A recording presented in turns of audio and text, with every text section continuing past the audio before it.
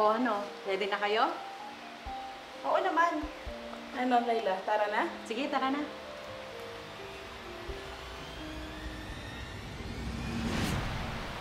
Huwag ka sanang matanggap. Hoy, Emma, ba't ganyan ka naman sa kaibigan natin? Wala naman siyang ginagawang masama sa'yo, ah. Manahimik ka na nga lang dyan. Tara na nga.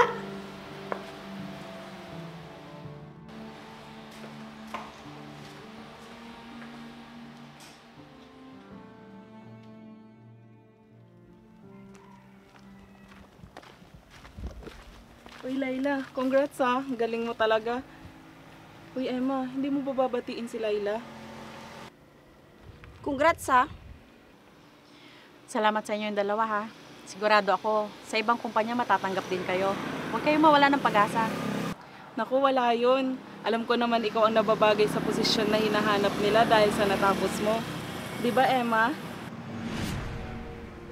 Yan kasi, kung ano yung pinagdasal mo kanina para sa kasama mo, sa'yo nangyari. Nakarma ka tuloy agad. Siya nga pala, Emma, Gwen. May pupuntan pa pala ako saglit. Mauna na kayong umuwi. Sige, Layla, ingat ka na lang, ha? Salamat.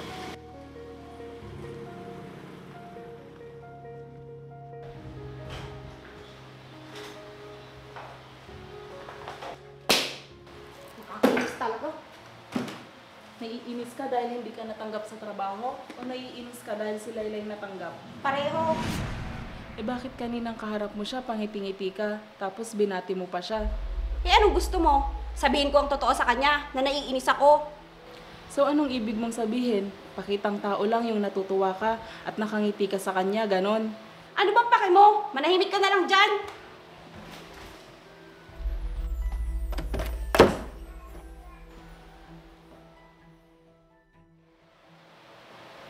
Good morning, Gwen. Good morning. Asan si Emma? Nasa kwarto, tulog pa ata. May lakad ka ba? Oo, Gwen. Siya nga pala, huwag niya na pala ako hintayin mamayang hapunan. Bakit, Layla? Saan ka ba pupunta? Susundin ako ni JR mamaya pagkatapos ng trabaho ko. Nandi-date daw kami. Talaga? Kayo na ba ni JR? Oo, Gwen, kami na. Sinagot ko siya nung isang araw. Masaya ako para sa inyo. Salamat, Gwen. Sige, alis na ako. Baka mawali pa ako. Sige, ingat ka. Maghihiwalay din kayo.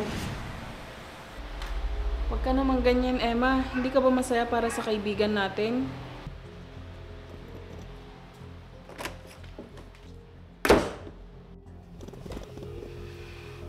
Ano kayang nangyayari kay Emma? At biglang ganyan siya kay Layla?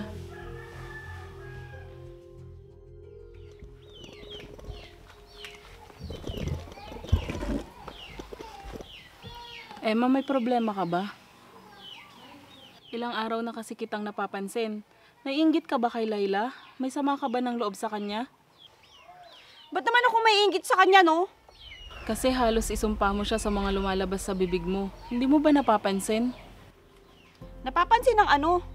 Tulad nung mag-a-apply tayo, sinabihan mo siya na wag sana siyang matanggap. Anong nangyari? 'Di ba ikaw yung hindi natanggap? Halos lahat ng hindi magagandang sinasabi mo kay Layla, sa'yo nangyayari. Eh kasi naman, palagi na lang si Layla. Mula nung nag-aaral tayo, si Layla na ang maganda, mabait, at matalino. Lahat na lang si Layla. Anong ibig mong sabihin, Emma? Mula noon, puro balat kayo ang pagiging mabait mo sa kanya? Baka pati pakikipagkaibigan mo sa kanya, balat kayo din. May nagawa bang hindi maganda sa'yo si Layla? Ang totoo niyan, Gwen, naiinggit talaga ako kay Layla. Alam mo, Emma, huwag mong hayaang lamunin ka ng inggit. Gamitin mo yung inggit na yan para maging katulad mo siya. Anong ibig mong sabihin? At paano? Ganito yun, Emma. Imbis na gawan o sabihan mo ng hindi maganda ang kaibigan natin, tularan mo si Layla, Emma. Gayahin mo kung ano yung mga bagay na ginagawa niya para maging successful ka din. Tulad ko, inaaral ko yung mga ginagawa niya, kung paano siya nakapasok sa trabaho. Tama ka nga siguro, Gwen. Nahihiya tuloy ako sa'yo, lalo na kay Layla. Kaya habang maaga, tanggalin mo yung inggit na nararamdaman mo. Baka yan pa ang sumira sa pagkakaibigan natin. Kaya nga, naisip ko din yan, Gwen. Pasensya ka na. Huwag ka sa akin humingi ng pasensya, Emma. Kay Laila. Tama ka nga siguro, Gwen. Hayaan mo, mamayang pag-uwi niya, hingi ako ng tawad sa kanya. Ganyan nga. Dahil ang tunay na magkakaibigan ay hindi nag-iinggitan.